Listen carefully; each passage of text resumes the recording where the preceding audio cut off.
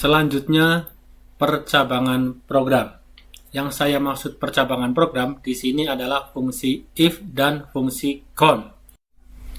Sebelum kita ke fungsi if dan count, kita bahas dulu nil dan t.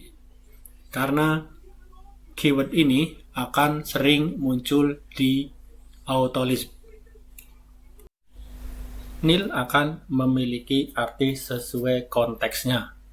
Misalnya, saat variabel belum diberi nilai, jika dievaluasi akan menghasilkan nilai nil.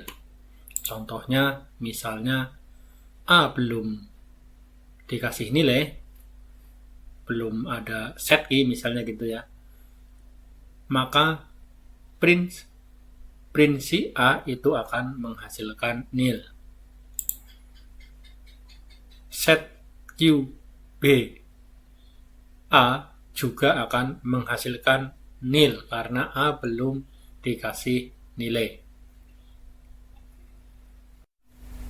Contoh ya, print A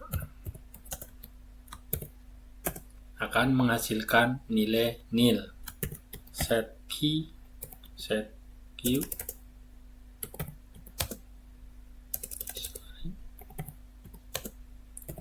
A akan menghasilkan nil juga.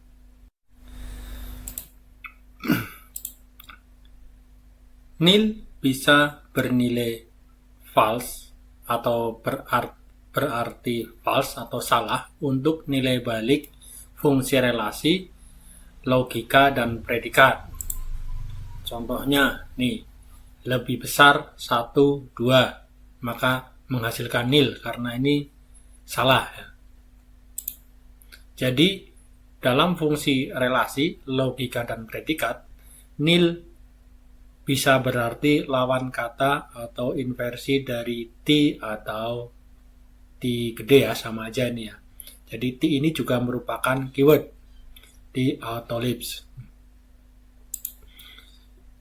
Jadi misalnya lebih besar 2, 1 menghasilkan D.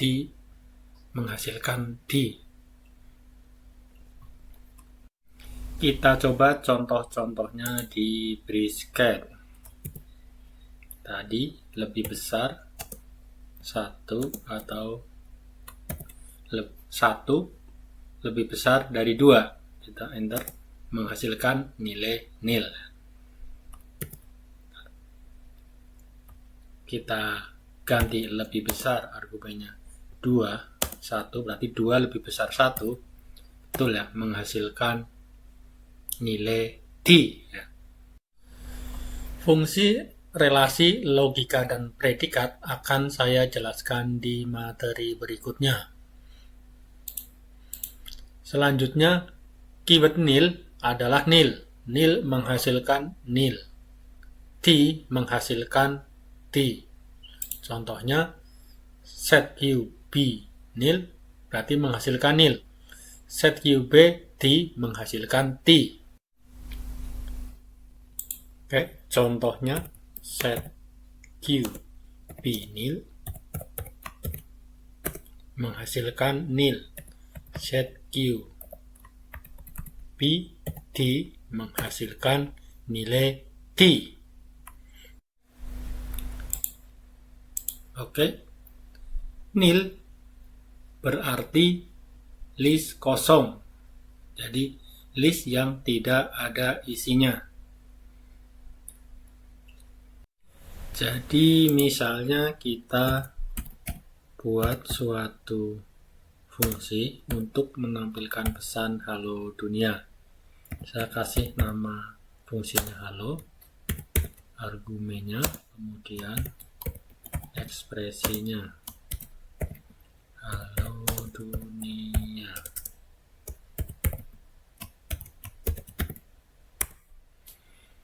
Kita coba panggil ya, halo dunia. Nah, perhatikan di argumen ini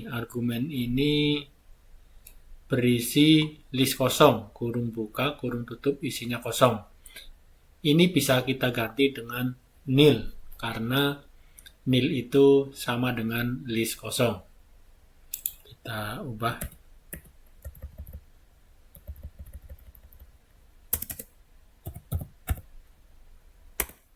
Oke ya, kita coba jalankan. Oke, sama ya pekerjanya. Kembali ke pokok materi percabangan program. Percabangan program yang pertama yaitu dengan fungsi if. Sintaknya seperti ini. If test expression dan then expression dan optional else expression. Test expression adalah ekspresi untuk uji. Ini menghasilkan nilai nil atau not nil nanti ya. Kemudian then expression dijalankan jika test expression mengembalikan nilai not nil. Else expression dijalankan jika test expression mengembalikan nilai nil. Jadi kalau di bahasa pemrograman lain, if expression, then ini else, yaitu jika test expression ini menghasilkan nilai salah. Contohnya, if 1 not nil, ini maksudnya ini test expressionnya 1, kemudian ini then expressionnya not nil, else expressionnya nil. Karena 1 itu not nil, maka akan menghasilkan string not nil ini. Kemudian contoh kedua, ini jika test expressionnya nil, kemudian then expressionnya not nil seperti tadi, else expressionnya nil, ini akan menghasilkan nil. Contoh di brisketnya seperti ini. If 1 not nil, ini string not nil ya, kemudian nil, string nil, kurung tutup. Oke, menghasilkan string not nil. Kemudian jika test expressionnya nil, kita edit aja.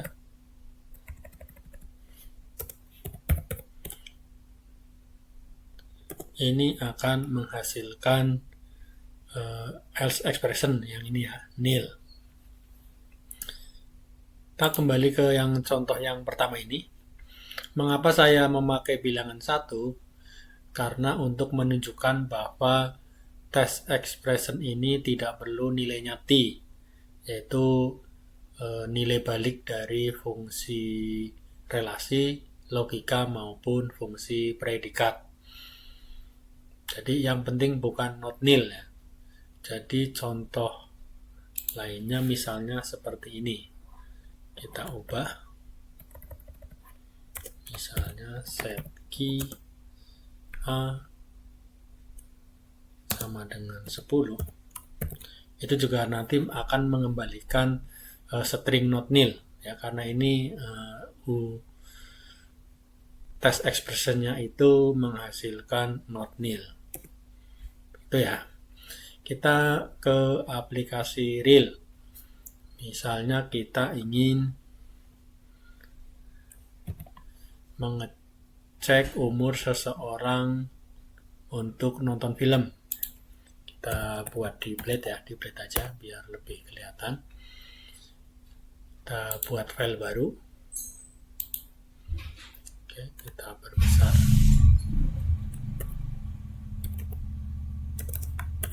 Kita bikin fungsi dengan nama, kita perintah ya, ini langsung perintah atau get aja ya, nonton kurung tutup, tempat nutup fungsi depannya ya. Oke. Kemudian kita buat variabel umur untuk menyimpan input. Saya bikin input integer aja biar sederhana ya. Berapa umurmu? Tanya, tanda tanya, spasi, titik 2. Oke, kemudian kita ke, ini kurang 1 ya. Oke, kemudian kita ke fungsi if.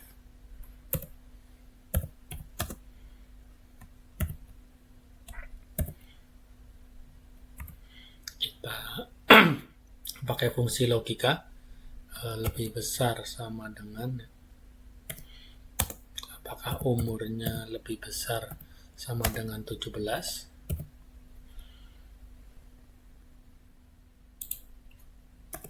Perhatikan ini adalah test expression, kemudian kita pindah baris saja biar gampang ininya ya membacanya. Baris yang ini berisi dan expression, lihat di blade-nya udah langsung ini ya muncul panduannya. Boleh nonton sendirian. Kalau lebih kecil dari 17 berarti nontonnya harus ditemani lah ya, ditemani orang dewasa. Oke. Nah, perhatikan ini kita membuat variabel di sini ya, umur. Nah, biar variabel umur ini akan hilang kalau kita selesai menjalankan perintah ini, kita buat variabelnya menjadi lokal. Kita kasih umur. Oke. Nah, untuk di blade kita bisa langsung menjalankan fungsi ini, bahkan tidak perlu menyimpannya ya. Dengan seleksi seluruh fungsinya gini, dengan klik double di setelah tanda kurung fungsi ini atau sebelumnya sini sama aja ya. Dan ini di yang terakhir kita klik double, ini udah langsung satu fungsi terpilih. Kemudian kita klik kanan, kita load selection in brisket.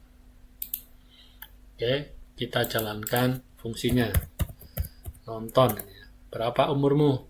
Misalnya 10 tahun, maka akan keluar string nontonnya harus ditemani orang dewasa. Kemudian jika kita kasih umur 18, boleh nonton sendirian. 17, boleh nonton sendirian. Percabangan program yang kedua adalah dengan fungsi con. Panduan sintaknya adalah seperti ini. Con kemudian argumen berupa list ya. Dan argumen ini opsional. Secara berurutan argumen list ini akan dievaluasi elemen pertamanya, yaitu elemen di sini tes ya, sampai menghasilkan nilai not nil. Kemudian jika ada elemen-elemen berikutnya, maka akan dievaluasi dan akan menghasilkan nilai dari ekspresi terakhir. Jadi mungkin lebih mudah dengan contoh nanti ya.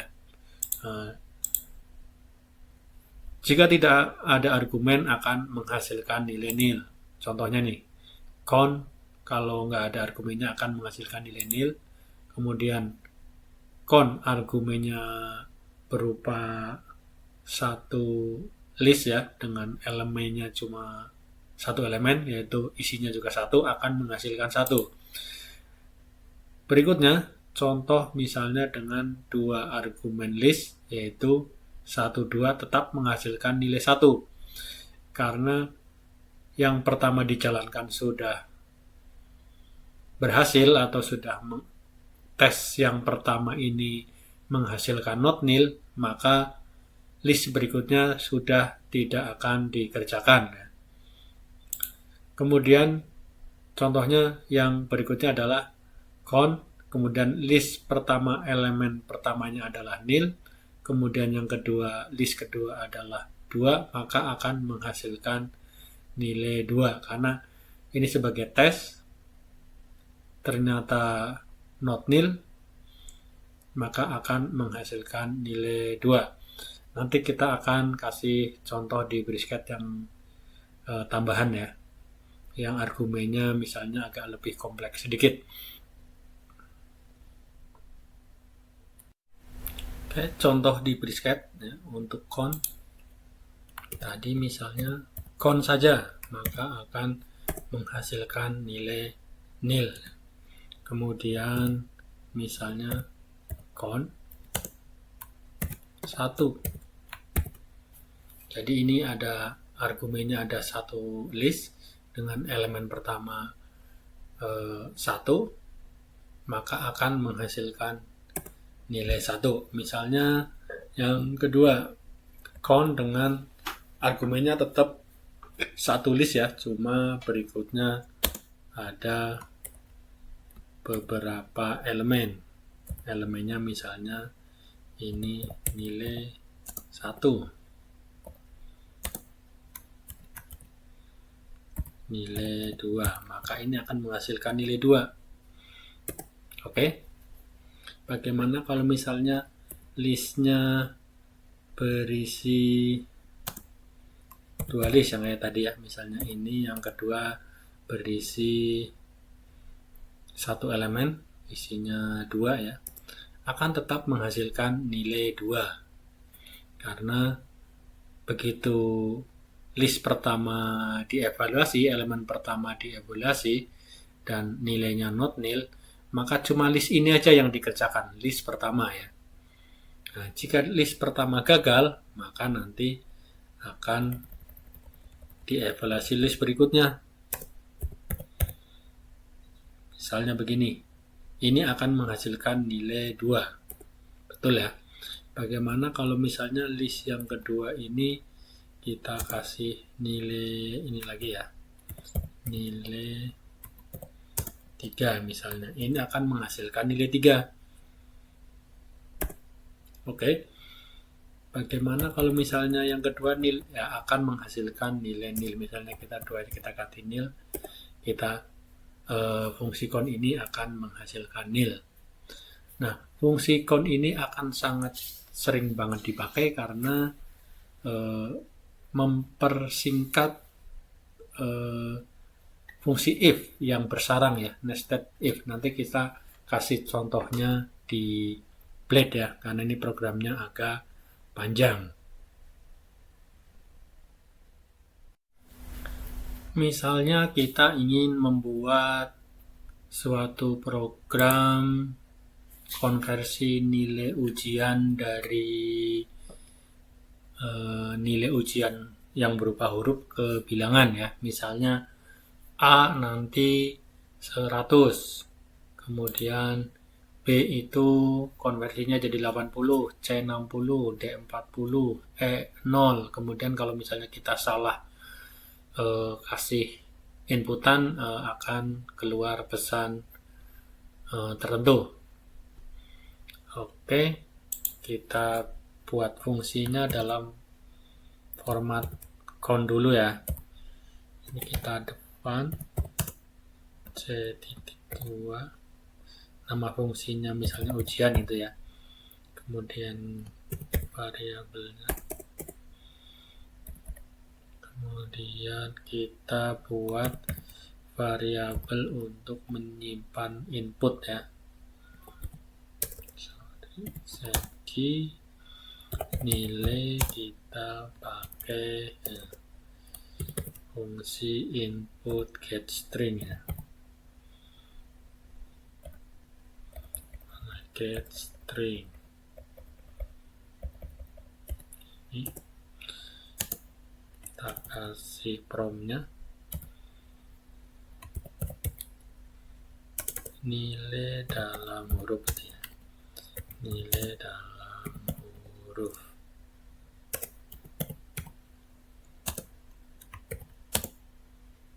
Oke, ini untuk variabel. Nah, karena kita membuat variabel, kita buat di sini variabel lokalnya ya, nilai. Kemudian kita buat fungsi dalam bentuk count. Oke. Lihat kemudahannya nanti ya. Kita list pertama misalnya untuk membandingkan inputnya ya. Misalnya inputnya A. Kita kasih logika. Fungsi relasi ya, sama dengan nilai. Karena string kita harus pakai titik 2 ya. Misalnya A. Kalau betul nilainya 100. Dan kita copy.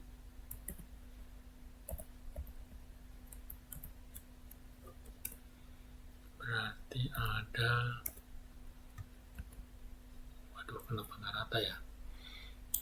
Oke, saya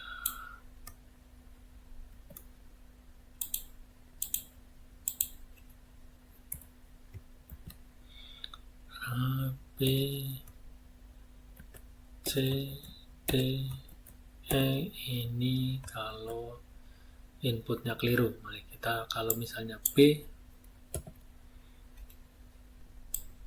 nilainya 80, kalau C 60, kalau D nilainya 40, kalau E 0 ya, mana nggak lulus nih, E itu 0. Kemudian kalau inputnya keliru, kita kasih T, kemudian pesannya.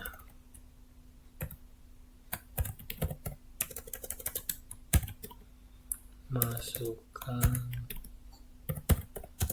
nilai yang benar, itu ya pesannya ya. Nah, ini fungsi terakhir karena elemen pertamanya T, ini pasti dikerjain ya. Kalau misalnya ini semuanya salah, ini pasti nanti dievaluasi, ini yang list terakhir. Tapi kalau misalnya salah satu list di atasnya ini udah ada yang dievaluasi dan nilainya benar ya, maksudnya, maka yang berikutnya kan udah nggak dikerjakan. Nah, format seperti ini dengan elemen pertama T biasanya disebut dengan argumen default, jadi selalu dikerjakan kalau lainnya salah. Oke, kita coba.